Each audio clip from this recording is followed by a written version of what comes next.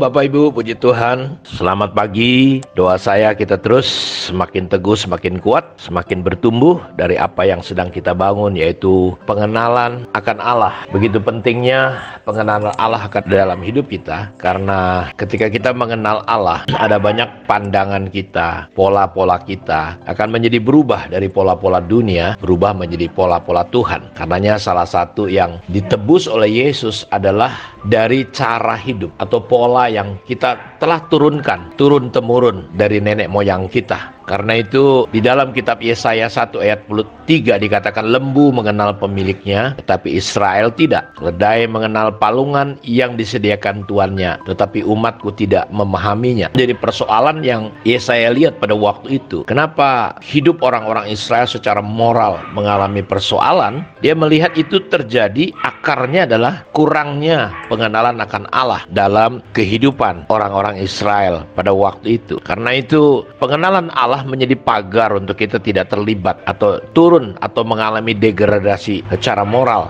Ketika kita mengenal Allah dengan akrab secara pribadi, maka kita akan berubah menjadi pribadi-pribadi yang bisa dipercaya. Kita menjadi pribadi-pribadi yang kudus.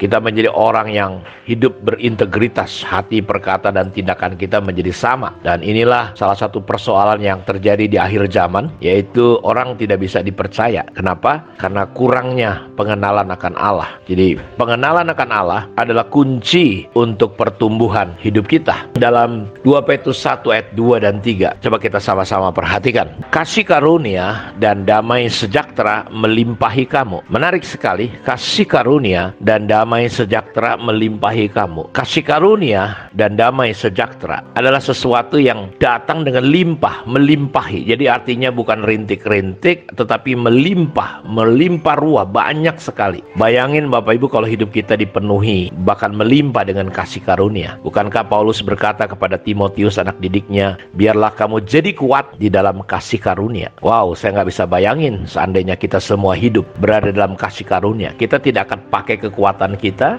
tidak akan banyak mengalami kepahitan, kekecewaan. Karena Paulus ngomong kepada gereja di Ibrani, janganlah ada satu orang pun menjauhkan diri dari kasih karunia Allah, agar jangan tumbuh akar yang pahit yang menimbulkan kecemaran dan kerusuhan dan menajiskan banyak orang. Jadi persoalan kita adalah ketika kita tidak berada dalam kasih karunia, kita akan berjalan dalam kekuatan diri sendiri, dan dampaknya kita akan gampang luka karena kita menggunakan perjalanan hidup kita dengan kekuatan diri kita. Nah, Petrus berkata, kasih karunia dan damai sejahtera melimpahi kamu oleh apa? Pengenalan akan Allah dan akan Yesus Tuhan kita. Ketika kita bertumbuh dalam pengenalan akan Allah dan Tuhan Yesus, maka kasih karunia dan damai sejahtera melimpah. Damai sejahtera adalah sesuatu yang dibutuhkan banyak orang, sangat dibutuhkan.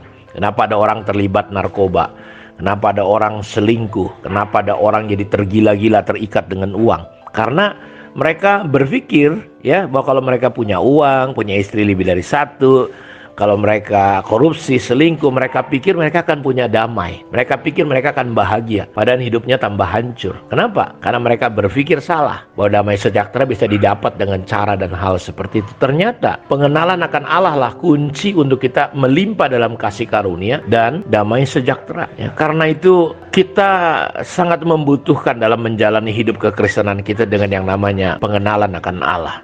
Saya coba lanjutkan baca. Kasih karunia dan damai sejahtera melimpahi kamu oleh pengenalan akan Allah dan akan Yesus Tuhan kita, karena kuasa ilahinya telah menganugerahkan kepada kita segala sesuatu yang berguna untuk hidup yang saleh oleh pengenalan kita akan Dia. Jadi perhatikan, kualitas hidup kekristenan kita sangat ditentukan oleh apa?